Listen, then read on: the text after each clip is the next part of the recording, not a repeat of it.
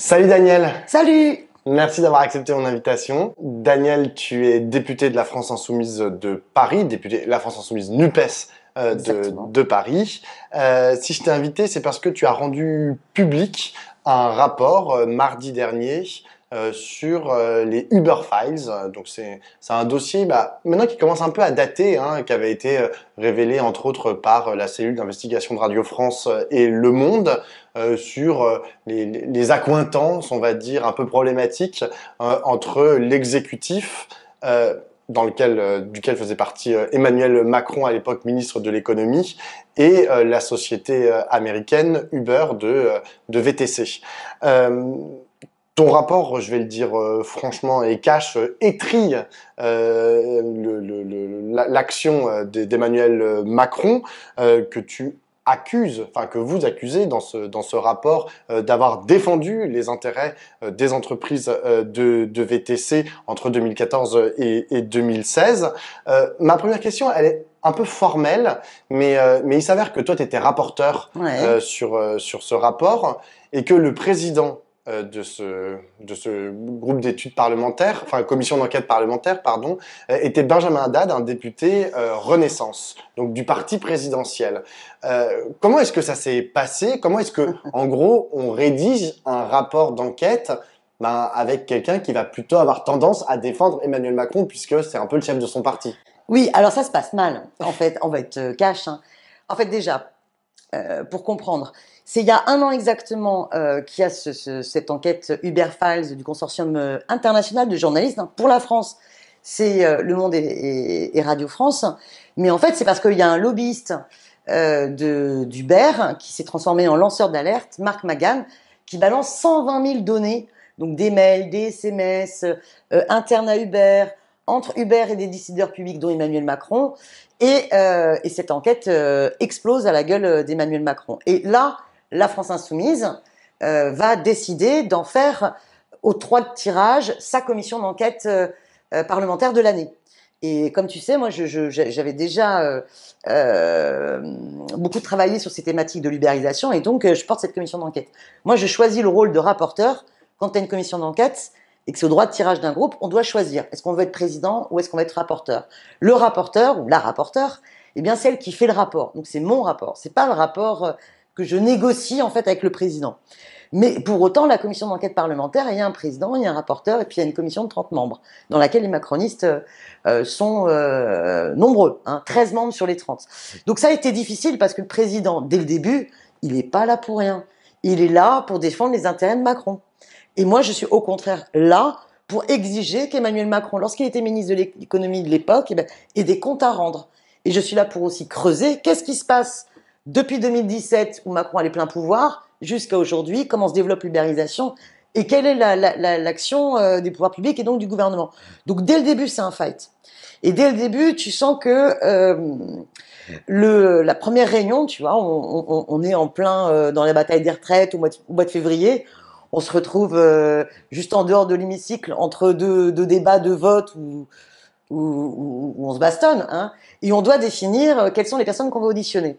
Et là, par exemple, première situation conflictuelle, j'ai vraiment le sentiment que le président Benjamin Haddad a bien envie de transformer la commission d'enquête parlementaire en colloque permanent.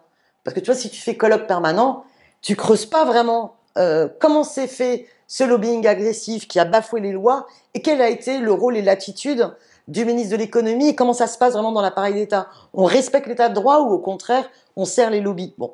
Donc dès le début, ça a été dur. Et puis en fait, pendant toute la commission d'enquête, ça va être difficile. Il a par exemple, juste pour expliquer, il a par exemple refusé que soient auditionnés des membres du cabinet d'Emmanuel Macron, alors ministre de l'économie. Je vais mener cette bataille jusqu'au bout pour exiger, puisque tu ne peux pas auditionner le ministre de l'économie de l'époque, puisqu'aujourd'hui il est président de la République, et donc 5e République, le président c'est comme un monarque, il est irresponsable, et donc on ne peut pas le convoquer. Mais enfin, les membres du cabinet de l'époque, eh bien il va s'y opposer tout du long jusqu'à la fin, et à la fin, il va faire voter le bureau de la commission d'enquête dans lequel il est majoritaire, pour dire fin des auditions, on n'auditionnera pas un des membres du cabinet, et même pas Benjamin Lacresse, qui pourtant est le nom qui ressort, Emmanuel Lacresse, pardon, qui ressort sans arrêt en permanence. Et qui aujourd'hui est député. Et qui est député macroniste. Donc ça va être vraiment une bataille de chiens, mais qui va être aussi pendant les auditions elles-mêmes. On auditionne Elisabeth Borne. Pendant l'audition d'Elisabeth Borne, il va essayer de monopoliser le maximum de temps pour limiter le moment où moi j'ai posé les questions qui fâchent. Ça n'empêche que, qu'il le veuille ou non, le fonctionnement d'une commission d'enquête parlementaire fait que le président a la main sur les convocations et sur la conduite des auditions, et la rapporteure a la main sur le rapport. Et la rapporteure a par ailleurs d'autres cartes dans son jeu. La rapporteure peut faire des enquêtes sur pièce et sur place, alors pas dans le secteur privé, mais dans le public. Ça veut dire par exemple que j'ai pu aller au ministère du Travail d'Olivier Dussopt et arriver, de dire, ben voilà, sans prévenir, je suis député France Insoumise, rapporteur de la commission d'enquête, je veux faire une enquête sur pièce et sur place, prévenez le directeur de cabinet, le chef de cabinet. Alors là, panique au cabinet, panique au ministère, et puis ils sont obligés de venir. Et je leur dis, ben voilà, j'ai épluché la HATVP, la Haute Autorité pour la Transparence de la Vie Publique, tous les moments où Hubert a contacté le président, les ministères divers et variés. J'ai exigé d'Hubert qu'ils me transmettent toutes les notes qu'ils ont transmises au ministère. Et à ce moment-là, je demande au ministère du Travail quelle note interne avez-vous fait au ministre en fonction de ces notes-là, ou quelle réponse que vous avez faite à Hubert. Et que le président le veuille ou non, eh bien du coup, ça nous a permis de pouvoir vraiment travailler sur le fond. On a bossé 6 mois, 120 auditions, c'est plus de 88 heures d'audition. On a eu énormément de notes, de rapports. Le lanceur d'alerte nous a transmis aussi énormément de données.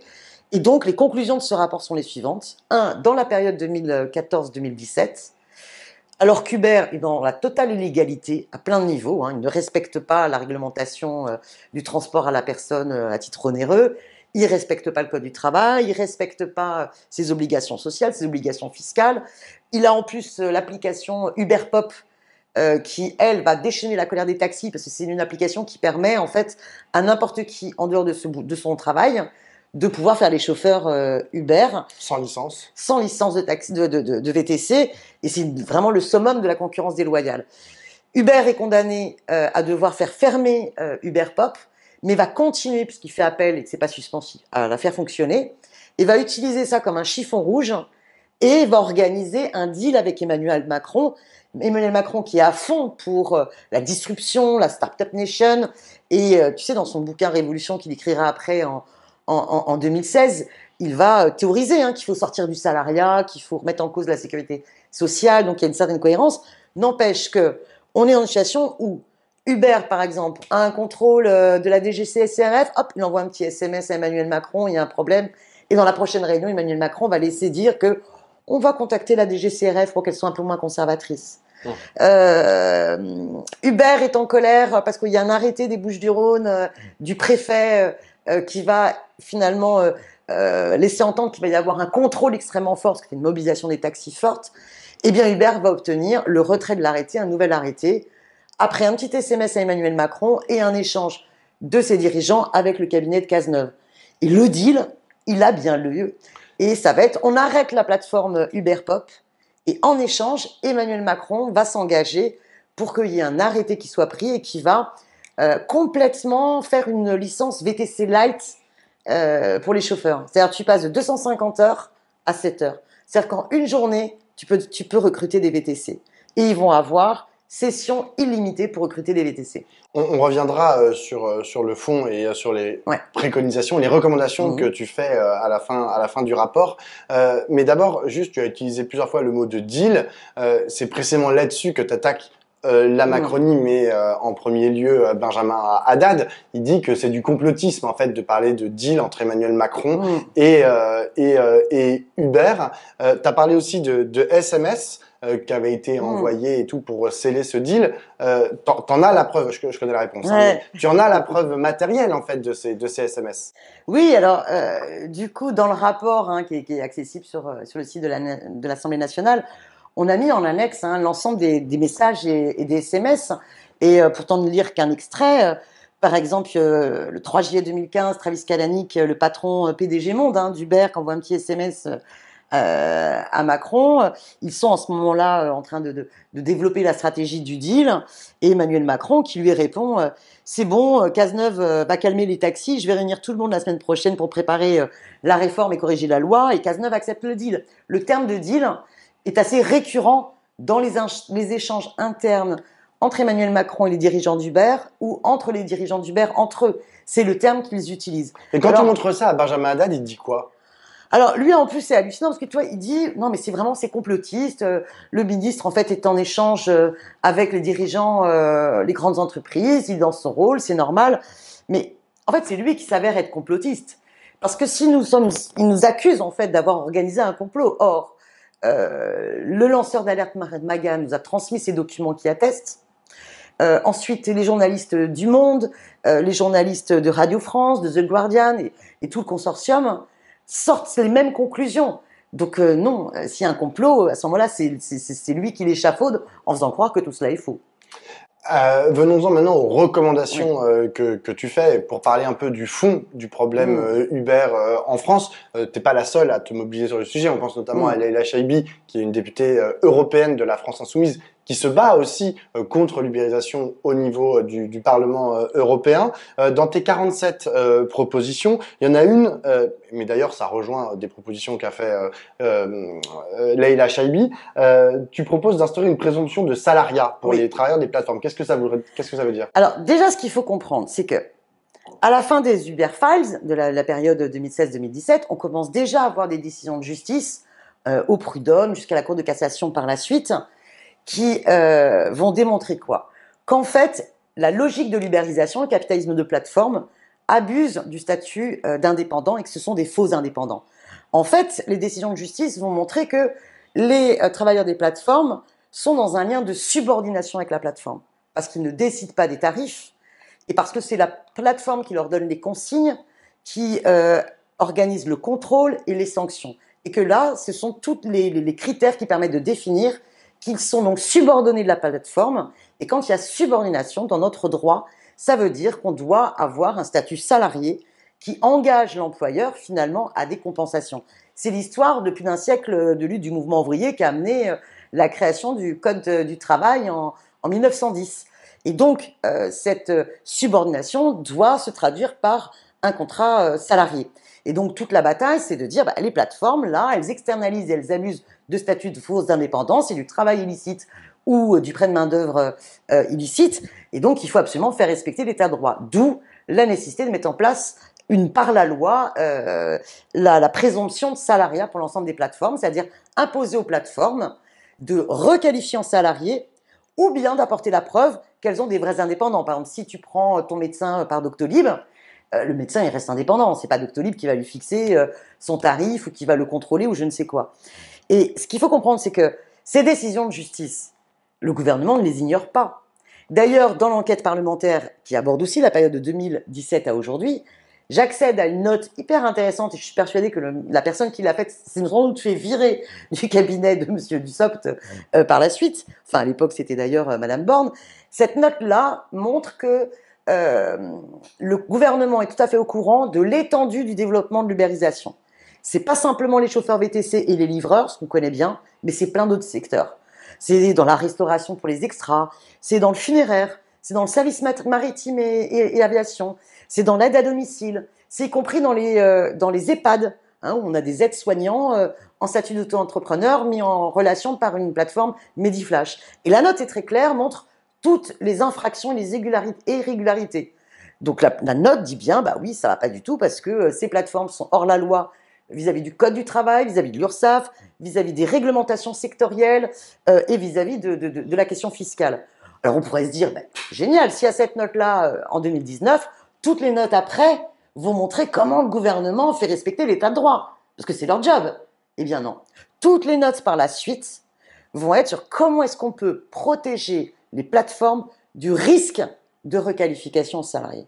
Et c'est là où c'est extrêmement grave, c'est-à-dire que sans véritable débat démocratique, dans une opacité la plus totale, le gouvernement va développer une stratégie, les gouvernements Macron, qui va être d'instaurer une pseudo-autorité indépendante des relations des plateformes d'emploi, où ils vont mettre à la tête Bruno Mettling, et l'enquête va permettre de creuser d'où il vient ce bonhomme. Eh bien, cet homme-là, qui était un ancien DRH de chez Orange, il apparaît dans une première note interne à Uber comme celui qui pourrait faire l'affaire pour mettre en place le better deal, le dialogue social 2.0 d'Uber. Donc on voit bien qu'il y a une grosse arnaque. Et en fait, c'est celui qui va théoriser que si Uber concède des petits droits sociaux aux travailleurs, ils pourront mettre en place une situation pour qu'ils ne puissent plus être requalifiés en salariés. Et donc le gouvernement s'engouffre là-dedans et piétine en fait vraiment les droits des travailleurs des plateformes pour leur concéder des faux droits et essayer d'empêcher la requalification de salariés. Et cette bataille-là va aussi amener le gouvernement à s'opposer à ceux qui se discutent à l'échelle européenne. Tu parlais de Leila Chaibi. En fait, la Commission européenne va mettre dans son agenda législatif la nécessité de travailler les relations des travailleurs des plateformes et de leurs plateformes. Puisqu'ils se rendent compte que dans tous les États membres, il y a les mêmes décisions de justice qui tombent. Il faut qu'ils soient requalifiés en salariés. Donc, ils vont préconiser une directive européenne de présomption de salariat. Alors évidemment, hein, les plateformes, elles jouent leur lobby. Et Leila Chaibi va faire un travail magnifique qui va être de mettre en mouvement le lobby populaire des travailleurs des plateformes pour contrer cela et va essayer de convaincre la Commission européenne et le Parlement européen. Et cette bataille, elle va porter ses fruits et le Parlement européen va se positionner pour une directive présomption de salariat. Arrive le Conseil de l'Union européenne. Quel est l'État membre qui essaye de torpiller cette directive présomption de salariat? C'est la France. Et quel est le pays qui est mis en symbole à suivre, en modèle pour les plateformes? Eh bien, c'est la France de Macron. Et aujourd'hui, on est à cette étape-là où il va y avoir encore une négociation dans ce qu'on appelle le trilogue entre le Parlement européen, la Commission européenne et le Conseil de l'Union européenne sur cette directive. Et là, dans une de nos autres préconisations, on dit, sans plus attendre, il faudrait mettre une loi pour la présomption de salariat en France, mais il faut aussi qu'il y ait, au nom de l'article 50 alinéa 1 de la Constitution, un débat suivi d'un vote au Parlement sur la position que la France défend en notre nom à tous au Conseil de l'Union européenne, parce que tout ça se fait dans une opacité la plus totale. J'ai une dernière question et peut-être une mini-note d'espoir. Tu fais d'ailleurs d'autres recommandations. Hein. Ouais. Donc, tu veux la création d'une autorité indépendante ou d'une délégation ministérielle pour justement regarder pour donner un agrément à ces plateformes. Si tu me permets de te donner un exemple, tu vois, il y a plein de plateformes. J'ai trouvé un document de la Banque publique d'investissement qui va donner 8,5 millions, c'est quand même pas rien, à 5 plateformes. Et quand on regarde ces 5 plateformes, elles sont toutes dans l'illégalité. Je te parlais tout à l'heure des aides-soignantes dans les EHPAD. C'est la plateforme Mediflash, c'est quand même un truc de fou. La première ministre actuelle, Elisabeth Borne, quand elle est ministre du Travail et que Véran est à la santé, ils voient qu'il y a un problème, ils écrivent quand même à la fois aux EHPAD et à la fois à la plateforme pour dire bon, ça c'est pas possible parce qu'en fait une aide-soignante, elle doit être sous la responsabilité d'un infirmier ou d'une infirmière. Donc il faut qu'elle soit salariée. Elle découvre dans l'audition, je lui dis, mais vous savez, Madame la Première ministre, que quand même cette plateforme a touché 1,5 million de la part de la BPI. Elle le découvre. Et je lui demande après, mais il faudrait faire fermer cette plateforme si vous considérez que c'était légal. Elle dit, je sais pas comment on peut faire fermer une plateforme. Bon, écoutez, c'est quand même pas compliqué de se dire, mettons en place un cadre qui permet de décider si on donne ou pas l'agrément à une plateforme ou si on exige sa dissolution. En regardant si elle respecte la loi, code du travail, obligations fiscales et réglementation sectorielle.